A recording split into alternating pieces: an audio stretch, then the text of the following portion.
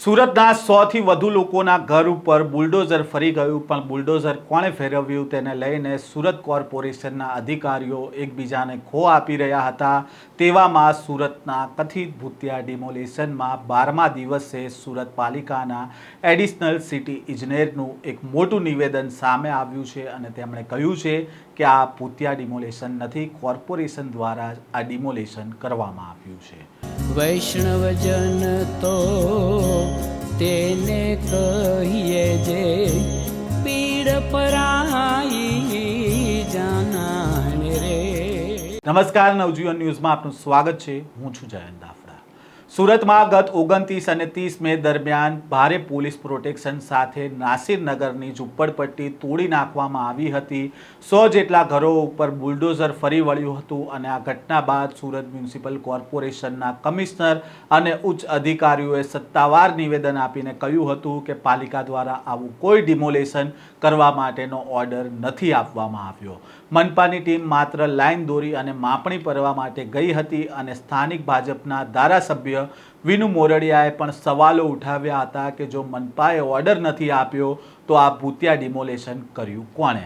શું કોઈ ખાનગી બિલ્ડરને તંત્ર દ્વારા અને પોલીસ સાથે મળીને સોપારી આપવામાં આવી હતી, જેના કારણે ગરીબ લોકોના ઘર તોડી પાડવામાં આવ્યા હતા? તેને લઈને સવાલો ઉઠી રહ્યા હતા અને આ સવાલો વચ્ચે સુરત પાલિકાના એડિશનલ સિટી ઇજનેરનું નિવેદન સામે આવ્યું છે। પહેલાં તો આ ડિમોલેશનને લઈને શું કહી રહ્યા છે સુરત પાલિકાના અધિકારી, તેમને સાંભળો। હું આશિષ નાયક, એડિશનલ સિટી ઇજનેર, સુરત મહાનગરપાલિકાના સેન્ટ્રલ ઝોનના વડા અધિકારી તરીકે નાસિરનગર વિસ્તારમાં કરવામાં આવેલી કાર્યવાહી અંગે છેલ્લા કેટલાક દિવસોથી વિવિધ સોશિયલ મીડિયા પ્લેટફોર્મ, કેટલાક સમાચાર માધ્યમ અને અન્ય માધ્યમો દ્વારા પ્રસારિત કરવામાં આવેલ ભાવનિક માહિતી અંગે જણાવું છું કે નાસિરનગર તરીકે ઓળખાતા વિસ્તારમાં સુરત મહાનગરપાલિકાની ટીમ તારીખ 30/5/26ના રોજ ડિમાર્કેશન અને રોડ ખુલ્લો કરવાની કાર્યવાહી માટે ગયેલ હતી, જે સુરત મહાનગરપાલિકાના હક સંપૂર્ણપણે કાયદાકીય જોગવાઈ અને પ્રવર્તમાન નિયમો અનુસાર હતું અને આ કામગીરી માટે સુરત મહાનગરપાલિકા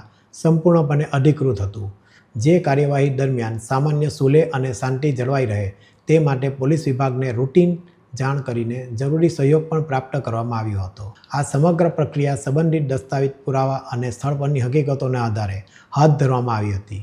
આ કોઈ ભૂતિયા ડિમોલિશન નથી, પરંતુ કાયદાકીય પ્રક્રિયાના ભાગરૂપે થયેલ કાર્યવાહી છે। આ કામગીરી દરમિયાન થયેલી ઘટનાને લઈને માનનીય મ્યુનિસિપલ કમિશનર દ્વારા એક તપાસ સમિતિની રચના કરવામાં આવી છે। ડિમોલિશન સંબંધિત તમામ મુદ્દાઓ અંગે નિષ્પક્ષ તપાસ ચાલી રહી છે। આ તપાસ પ્રક્રિયાને સંપૂર્ણ સહયોગ અમે આપી રહ્યા છે। તેમ છતાં દુર્ભાગ્યવશ કેટલાક કહેવાતા આગેવાનોએ આ મુદ્દાનો દુરુપયોગ પોતાના અંગત સ્વાર્થ અને રાજકીય લાભ માટે કરી રહ્યા હોય તેવું જણાઈ રહ્યું છે। માટે સોશિયલ મીડિયા ઇન્ફ્લુએન્સરો તથા બિનઅધિકૃત મીડિયા દ્વારા અધૂરી, એકતરફી અને ભ્રામક માહિતી પ્રસારિત કરવામાં આવી રહી છે। આવી માહિતીના આધારે સુરત મહાનગરપાલિકા તથા તેના અધિકારીઓ અને કર્મચારીઓ વિશે ગેરસમજો ઊભી કરવાનો પ્રયાસ થઈ રહ્યો છે। આ ઘટનાથી એસએમસીના અધિકારીઓ અને કર્મચારીઓ ઉપર સતત માનસિક દબાણ, જાહેર આક્ષેપો તથા એકતરફી પ્રચારના કારણે પ્રતિકૂળ પરિસ્થિતિનું નિર્માણ થયું છે અને અમારા અધિકારીને બિનઅધિકૃત મીડિયા દ્વારા દબાણમાં લાવીને બોલવા પણ દીધા નથી।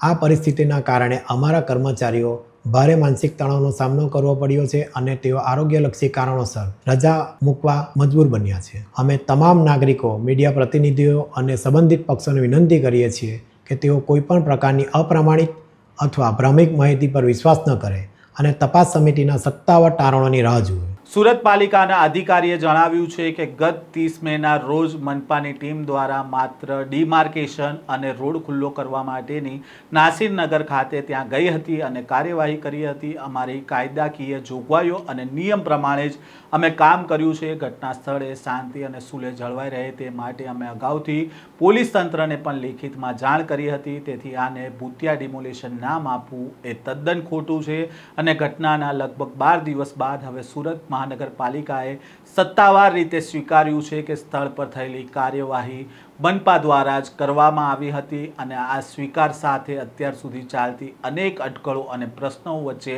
હવે નવી ચર્ચાઓ શરૂ થઈ છે અને હવે આ મામલે સુરત કોર્પોરેશન દ્વારા એક કમિટી રચવામાં આવી છે અને તેમાં તપાસ થશે કે કોણે ઓર્ડર કર્યો હતો આ ઝૂંપડપટ્ટી તોડવા માટે અને તે રિપોર્ટમાં હવે શું સત્યતા સામે આવે છે તે જોવું રહ્યું.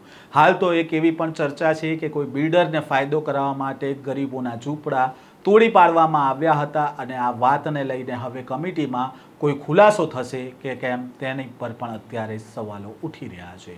આ સ્ટોરીને લઈને તમારો શું મત છે કોમેન્ટ બોક્સમાં તમારો મત જણાવજો. વધુ સમાચારો જોવા માટે નવજીવન ન્યૂઝ સાથે જોડાયેલા રહેજો.